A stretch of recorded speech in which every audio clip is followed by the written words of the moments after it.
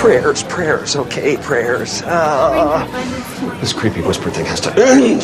Organization and management. That's what I need. I need a system, something concrete. Concentrate. Files.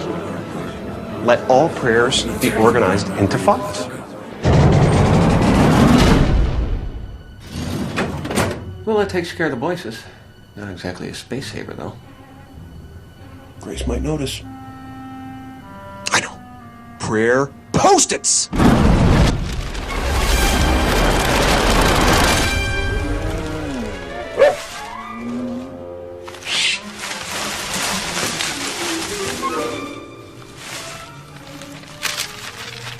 Okay, I need something with a lock. Security, combination, password. Password? Yo! You've got prayers. Welcome to the Revelation Superhighway. We bless, no mess. Downloading now. It's good. It's good.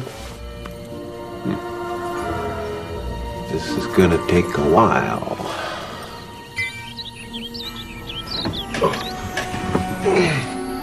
$1,527,503 prayer requests. I better manifest some coffee. Hola, Juan Valdez. Buenos días. Buenos días. Disfruta un buen café. Gracias, señor. Adiós. Adios.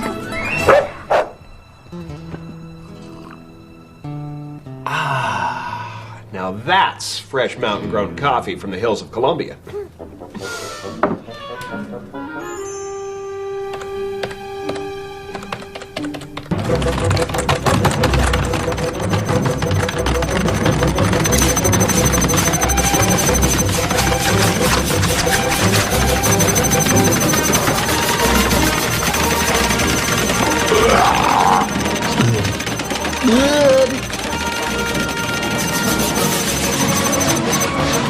Okay, I had to have made some kind of a dent by now. Oh, come on! Oh! What a bunch of whiners. This is gonna suck up my whole life. You know what? Yes, 2-all! Yeah, there you go. Now everybody's happy.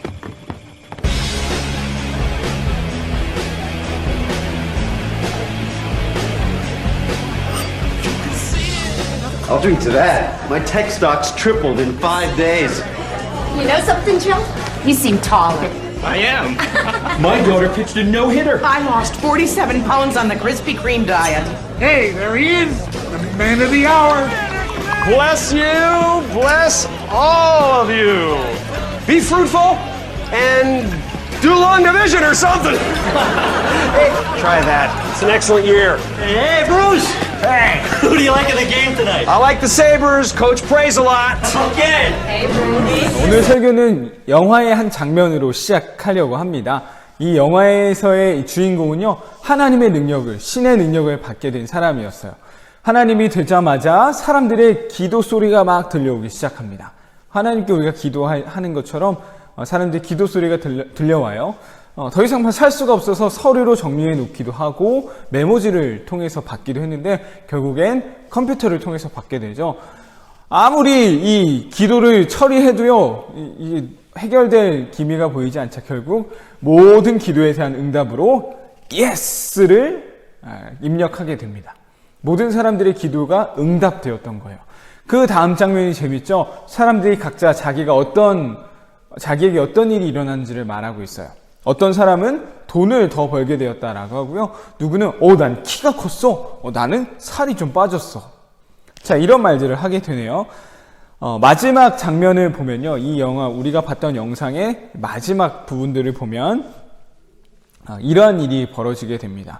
바로 이 도시가, 그 나라 전체가 완전히 아수라장이 되어버려요. 사람들은 서로 도둑질을 하고 막 폭동이 일어나고요. 완전히 난장판이 되어버렸습니다. 이 영화에서 이 메시지가 우리에게 주는 주는 의미는 무엇일까요? 그것은 바로 우리의 기도가 과연 어떤 기도인지에 대해 말해주는 것 같아요. 마지막 도시가 아수라장이 됐을 때 한 남자가 이런 고백을 합니다. 우리나라 돈으로 치면 야, 내가 로또 복권 당첨됐는데 어떻게 1등 당첨 금액이 2만 원밖에 안 되는 거야? 그 사람이 어떤 기도를 했는지 알겠죠?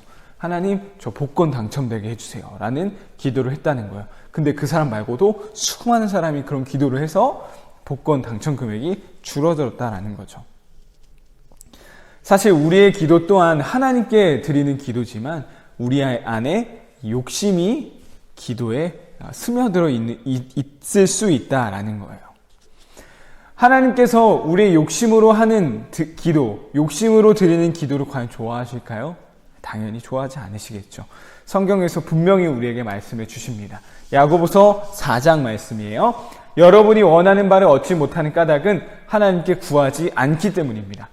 집중해서 보세요. 3절이에요. 그리고 구해도 받지 못하는 것을 구하는 동기가 잘못되었기 때문입니다. 여러분은 오직 자신의 유익만을 위하여 쓰려고 구하고 있습니다. 야고보서 4장에서는요, 기도의 두 가지 특징을 말해주고 있어요. 첫 번째, 너희가 왜 얻지 못하는 줄 알아? 너희 기도 안 하잖아. 기도하지 않는 우리의 모습을 꼬집고 있어요. 두 번째, 무엇이냐? 너희가 기도하는데 왜 하나님이 그거 안 주실까? 그 이유는 바로 너희들의 욕심 때문에, 너희들이 욕심으로 기도하기 때문에 하나님이 주지 않으시는 거야. 이 두 가지를 말하고 있다라는 거예요. 그런데 우리 모두는 욕심을 갖고 있어요. 전도사님도 그렇고 우리 친구들도 우리 모두는요 욕심이 있어요. 근데 이건 너무나 자연스러운 거예요. 당연한 거예요. 욕심이 그 자체가 나쁜 게 아니라는 거죠. 예를 들어 이런 거예요. 너무너무 배가 고파. 저 음식 좀 먹고 싶다. 내가 더 많이 먹고 싶어. 당연하죠. 배가 고픈데요. 하루 종일 열심히 일했네요. 빨리 좀 쉬고 싶어. 자고 싶어. 그 다음날 아침에도 조금 더 자고 싶은데 더 자고 싶은 욕심, 욕구가 우리에게 너무 자연스러운 거라니까요. 중요한 것은 무엇일까요? 우리 모두에게 욕심이 있는데 중요한 것이 무엇일까요? 그 핵심이 바로 오늘의 말씀에 기록되어 있습니다. 잠언 19장 2절 말씀이죠. 지식 없는 소원은 선하지 못하고 발이 급한 사람은 잘못하느니라. 자, 이 19장 2절 말씀만 보면요, 좀 의미가 전달되는 게 힘들 것 같아요. 좀 어려울 것 같아요. 그래서 전사님이 우리들의 언어로 쉽게 표현해 봤습니다. 우리 함께 읽어볼까요? 시작. 우리 모두에게 있는 욕심을 잘 다루어야 해요. 잘 다루지 못한 욕심은 우리를 잘못된 길로 가게 해요. 우리 모두는 욕심이 있습니다. 이 욕심을 잘 다루어야 한대요. 잘 다루지 못하면 어떻게 된다 그러죠? 우리를 잘못된 길로 인도한다라고 말해주고 있어요. 그게 바로 오늘 우리가 함께 나눌 말씀이 되겠습니다.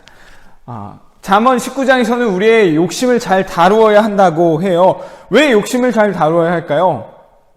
왜 잘못된 길로 욕심을 다루지 않으면 왜 잘못된 길로 간다고 말하는 걸까요?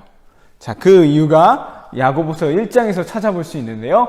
자, 이렇게 되어 있어요. 욕심은 죄를 낳고 죄는 점점 자라 죽음을 가져옵니다. 라고 말해요. 우리가 욕심을 잘 다루어야 하는 까닭이 바로 여기 있습니다. 욕심은요, 우리를 죄의 길로 인도하기 때문이에요. 그 죄는 점점 더 자라나서 우리를 사망에까지 이르게 하기 때문에 우리는 욕심을 잘 다루어야 한다라는 사실이죠. 대표적으로 다윗 왕이 그랬습니다. 다윗 왕이 자신의 왕궁 꼭대기에 올라가서 그곳을 거닐고 있었을 때 저 멀리 한 아리따운 여자가 목욕을 하고 있는 거였어요. 그 모습을 보고 다윗 마음에 욕심이 생기게 됩니다. 저 여자를 내 여자로 만들고 싶다라는 그런 거겠죠. 그런 욕심이 들어오게 되었고요. 결국 그 욕심이 다윗을 유혹해서 죄의 길로, 잘못된 길로 빠지게 만들어요. 그 아리따운 여자 밧세바를 취하게 되었고요. 그 여자의 남편을 죽이기까지 했어요. 자, 이것이 바로 욕심이 죄를 낳게 되고 죄가 점점 더 자라나서 사망에 이르게 한다라는 그 말씀을 아주 정확하게 보여주는 다윗 왕의 이야기인 것이죠. 우리는 욕심을 잘 다루어야 해요. 왜냐? 욕심이 우리를 죄로 유혹하기 때문이에요. 그 죄는 점점 더 자라나 죽음에 이르기까지 할 것입니다. 자, 마지막입니다. 그렇다면 이 욕심을 어떻게 잘 다룰 수 있을까요? 욕심을 잘 다루려면 어떻게 해야 될까요? 자, 그것은 바로 우선순위를 정하는 겁니다. 우선순위. 욕심이 나에게 다가왔을 때 내가 가장 먼저 해야 할 것을 정해야 한다라는 사실이에요. 우리 우선순위를 이렇게 정해봤으면 좋겠습니다. 오늘 말씀에서 핵심이 되는 부분이에요. 우리 같이 한번 읽어보도록 하겠습니다. 빨간 글씨입니다. 시작. 하나님이 기뻐하실까? 한 번 더 읽어볼까요? 시작. 하나님이 기뻐하실까? 자, 우리는 우선순위를 정해야 돼요. 욕심을 잘 다루기 위해서 우선순위를 정해야 합니다. 그 우선순위에 가장 우선이 되어야 하는 것은 바로 하나님이 되어야 한다는 것이죠. 하나님이 된다는 것은 바로 매 순간순간 과연 이것을 했을 때 하나님이 기뻐하실까? 이것을 물어봐야 된다라는 거예요. 나 스스로에게. 우리 모두에게 욕심이 온다고 했어요. 그 욕심 너무 자연스러운 거예요. 그 욕심을 잘 다루지 않으면 우리는 죄의 길로 빠지고 말 겁니다. 잘 다루어야 한다라고 했는데요. 잘 다루기 위해서는 하나님을 가장 우선순위에 둬야 돼요. 자, 가장 우선순위에 둔다는 것은요, 바로 이것입니다. 우리가 순간순간 우리 스스로에게 질문하는 거예요. 이거 하나님이 기뻐하시는 걸까? 하나님이 좋아하시는 걸까? 잠시 멈춰서서요, 우리 스스로에게 질문한 후에 우선순위대로 행하는 거예요. 하나님 기뻐하시면 그 다음으로 넘어가고, 기뻐하지 않으시면 하지 않는 거죠. 이게 바로 욕심을 잘 다루는 우리의 모습이다라는 사실입니다. 이 욕심을 잘 다루신 분이 계세요. 바로 예수님이십니다. 예수님이 본격적인 사역을 시작하시기 전에요, 40일 동안 광야에서 먹지도 않은 채 금식하며 기도하셨습니다. 그것이 끝나고 나서 곧바로 사탄의 공격이 시작됐어요. 사탄의 유혹이 시작됐어요. 사탄이 예수님을 시험하게 됩니다. 첫 번째는 바로 이 돌을 떡으로 만들어 봐라라는 유혹이었어요. 자, 예수님 40일 동안 굶주려 계셨어요. 40일 동안 우린 뭘 안 먹어본 적은 없죠. 엄청 배고프셨을 거예요. 근데 그때 예수님이 어떻게 하셨을까요? 그 욕심대로 하지 않고 하나님의 말씀으로 사탄의 유혹을 이겨내시게 돼요. 자, 그 다음 사탄이 높은 곳에 올라가서 뛰어내리라고 할 때도, 나에게 저라면 이 모든 것 다 줄게 라고 할 때도 예수님은 자기의 욕심대로 하지 않으셨습니다.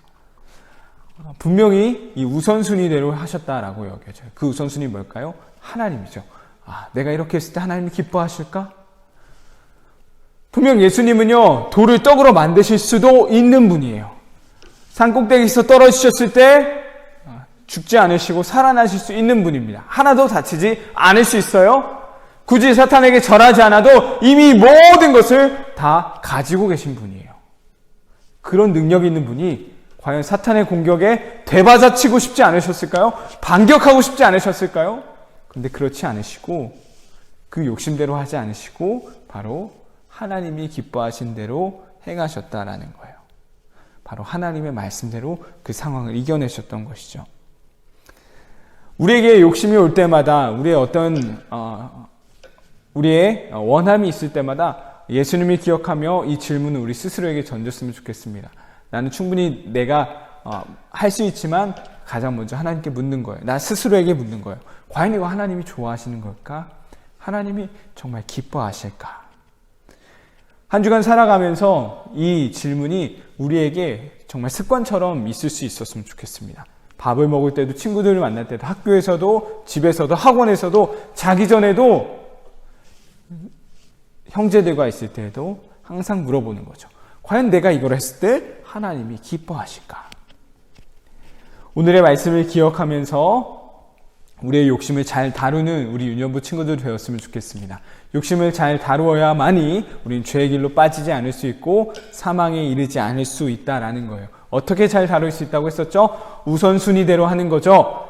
우리의 가장 첫 번째 순위는 바로 하나님입니다. 하나님이 기뻐하시는지 그렇지 않은지를 가장 먼저 물어야 할 거예요. 이것을 항상 묻는 우리 유년부 친구들 되었으면 좋겠습니다. 그리하여 올바른 길로, 지혜로운 길로, 또는 하나님이 기뻐하시는 길로 항상 걸어갈 수 있는 우리 유년부 친구들 되길 간절히 소망합니다.